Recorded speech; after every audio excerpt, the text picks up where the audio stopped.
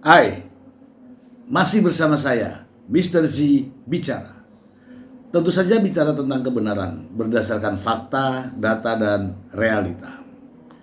Teman-teman, sebelumnya saya mengucapkan selamat tahun baru ya 2026. Kita tinggalkan yang sudah berlalu. Kita perbaiki ya yang kurang-kurang di tahun sebelumnya. Menatap ke depan, kita melangkah bangkit untuk menjadi lebih baik. Teman-teman, saya ingin ya memberikan gambaran ya terkait dengan kasus Nikita Mirzani. Salah satunya berdasarkan dari sumber ini ya. Ini kalau melihat judulnya saja kita sudah berpikir kenapa ada di situ, begitu ya. Bagaimana kisahnya? Langsung saja ke sumbernya. Judulnya ya, Nikita Mirzani ajukan kasasi. Yakin tak pernah lakukan pemerasan Rp 4 miliar. Dari judulnya saja kita melihat kok bisa ditahan ya? Kok bisa dipenjara ya? Begitu kan? Ya mari kita bacakan saja. Dari Detik Hot, Jakarta, Nikita Mirzani telah mengajukan kasasi atas kasus pemerasan dan tindak pidana pencucian uang senilai 4 miliar rupiah terhadap Dr. Reza Gladys. Keyakinan ini didasari pada prinsip kalau dirinya tidak pernah melakukan perbuatan pidana yang dituduhkan. Kuasa hukum Nikita Mirzani, Usman Lawara, menyatakan keputusan untuk mengajukan kasasi adalah langkah yang diambil berdasarkan keyakinan penuh kliennya untuk memperjuangkan kebenaran. Alasannya, kami mengajukan kasasi karena masih dengan keyakinan perbuatan ini tidak pernah dilakukan oleh Nikita Mirzani dan Ismail Marzuki, ujar Usman Lawara. Keputusan aktris 39 tahun itu untuk kasasi sempat memicu kekhawatiran. Mengingat upaya banding sebelumnya justru memperberat hukuman dari 4 tahun menjadi 6 tahun penjara. Namun tim kuasa hukum Nikita menegaskan kalau tidak gentar. Apalagi mengingat inisiatif awal upaya hukum banding juga dilakukan oleh pihak jaksa penuntut umum. Apa enggak salah ini? Kita tahu bersama yang perkara ini kan dari jaksa duluan yang banding. Jadi mau tidak mau kita harus ikut. Masa kita mau diam-diam saja gitu, ya kan? Ya kita juga harus kasih serangan, perlawanan lah, begitu jelas Usman. Mengenai resiko hukuman yang berpotensi kembali dinaikkan di tingkat kasasi, pihak Nikita Mirzani menyebut hal tersebut sebagai ketidakpastian dalam proses hukum. Mereka menepis anggapan keputusan untuk kasasi diambil dengan penyelesaian, melainkan diambil berdasarkan keyakinan dan prinsip pembelaan. Keyakinan ini merupakan landasan yang sama yang digunakan untuk memperjuangkan gugatan perdata di Pengadilan Negeri Jakarta Selatan. Menurut Nikita Mirzani, transaksi 4 miliar tersebut adalah kesepakatan murni perdata terkait review produk, bukan pemerasan. Aduh,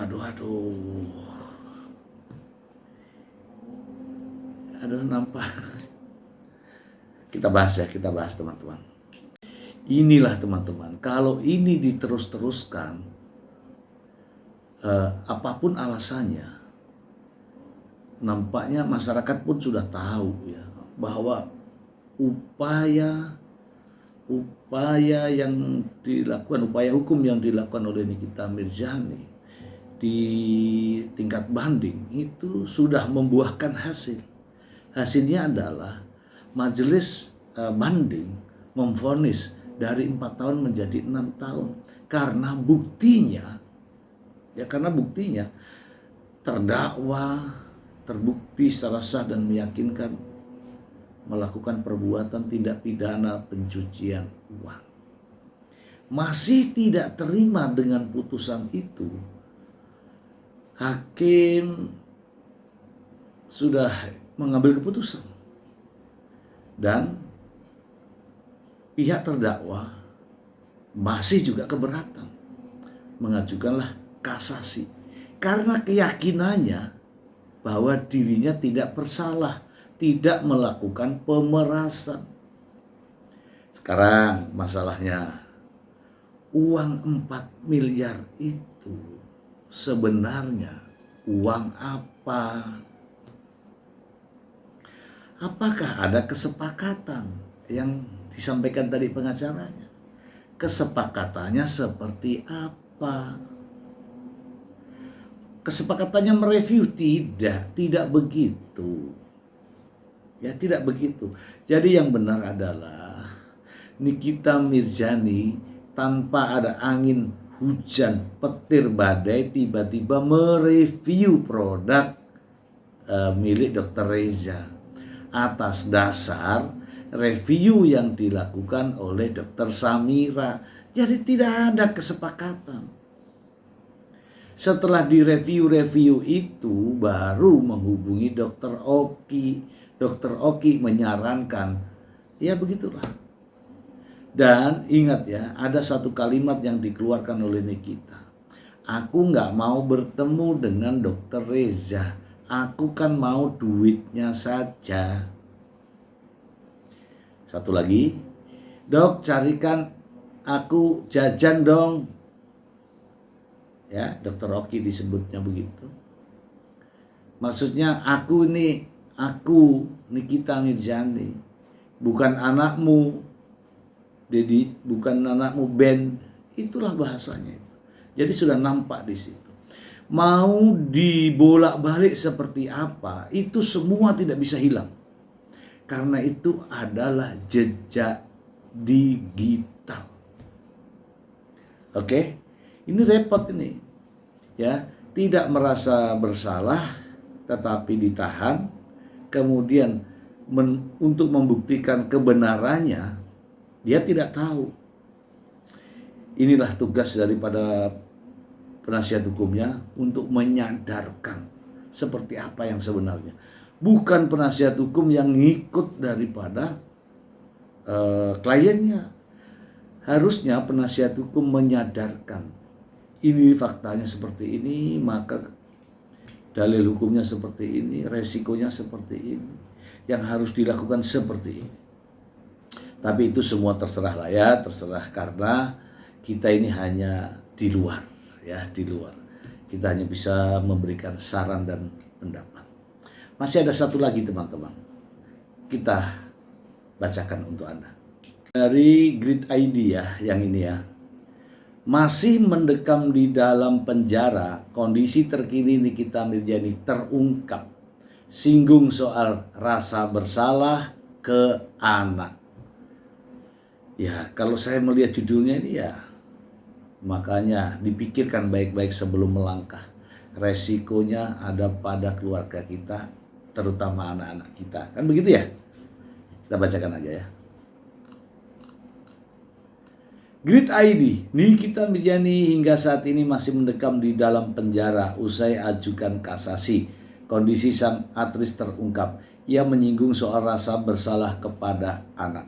Kasus pemerasan dan tindak pidana pencucian uang yang dihadapi Nikita Mirzani membuatnya saat ini masih mendekam di dalam penjara. Ia diketahui masih menunggu hasil putusan kasasi setelah hukumannya diperberat menjadi 6 tahun penjara.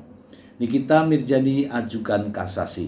Diketahui Nikita telah mengajukan kasasi ke Mahkamah Agung pada Senin 15 Desember 2025. Ia masih berharap bisa bebas meskipun vonis sebelumnya justru diperberat menjadi 6 tahun penjara. Kalau dibilang optimisnya seperti apa, dia optimis 100%. Ucap kuasa hukum Nikita Mirzani, Galih Rakasiwi. Menurut Galih, keyakinan itu membuat kliennya segera mendaftarkan kasasi. Target utama Nikita ialah bisa bebas dari seluruh jeratan hukum. Intinya Nikita berjuang keras. Poin akhirnya memang dia ingin bebas. Ingin bebas. Kita bahas ya teman-teman, kita bahas. Di Pengadilan Negeri Jakarta Selatan, kita semua seluruh Indonesia tahu bagaimana sikap dan perilaku Nikita Mirzani di persidangan.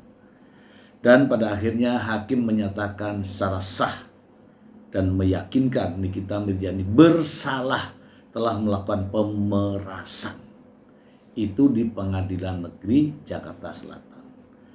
Nikita Mirzani melakukan pemerasan sehingga divonis 4 tahun penjara. Tidak terima dengan vonis 4 tahun penjara dari kasus pemerasan, Nikita Mirzani banding. Pengadilan Negeri Jakarta Selatan sudah baik nih. Tidak ada TPPU di sana. Hanya pemerasan melalui media elektronik.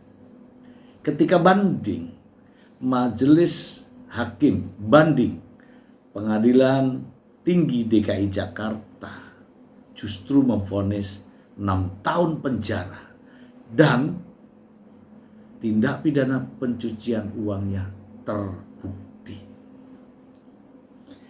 Tidak terima lagi, yang bersangkutan mengajukan kasasi dan berharap bebas. Bahkan sang pengacaranya mengatakan yakin 100% berjuang untuk kebebasan Nikita Mirzani. Saya mengatakan begini ya, apabila yakin 100% dan itu tidak pernah dilakukan terkait dengan pemerasan dan TPPU, ya harusnya Nikita Mirzani bebas kalau tidak melakukan pemerasan dan juga tindak pidana pencucian uang.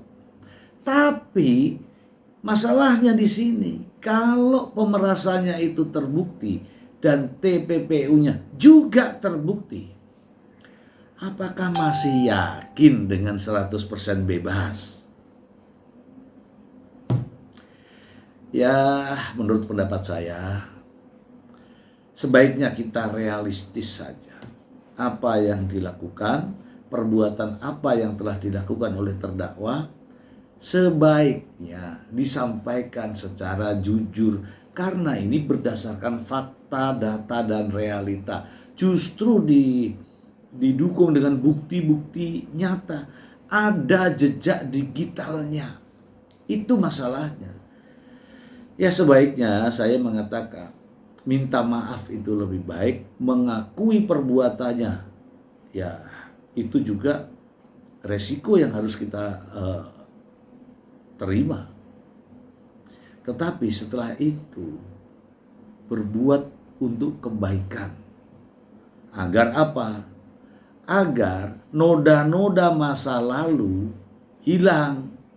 Tetapi kalau begini terus ya, mau upaya hukum bagaimanapun caranya, apapun yang akan ditempuh, kalau bukti-buktinya ada, sulit.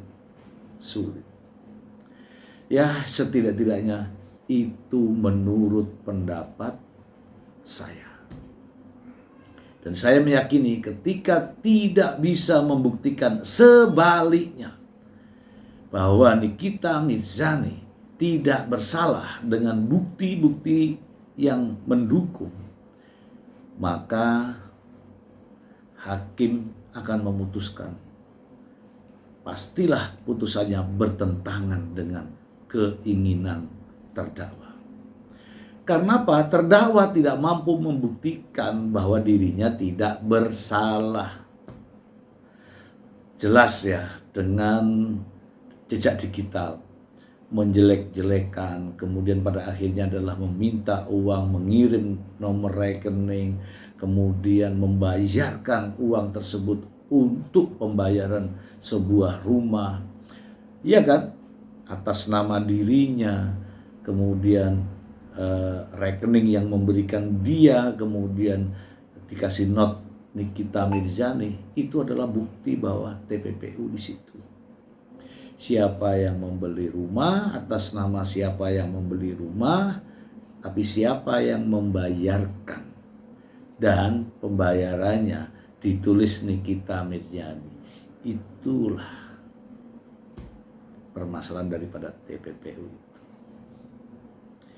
Itu saja ya teman-teman, di awal tahun 2026 ini. Saya mengucapkan sukses selalu untuk Anda yang selalu ingin bangkit dan berjuang. Lupakan masa lalu, tatap masa depan. Semoga bermanfaat. Terima kasih. Bye.